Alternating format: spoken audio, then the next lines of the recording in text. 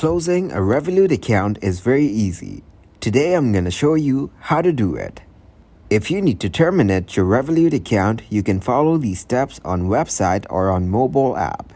Firstly, go to Settings from your profile at the top left corner. Then, scroll down to the bottom and click Close Account.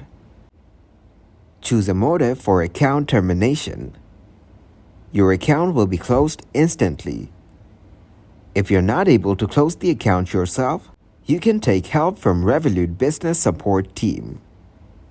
Remember, you'll need to clear the account of all its funds. First, check there are no pending transactions. Also, you may need to submit a document for identity verification. Before closing, your account must be on a free plan.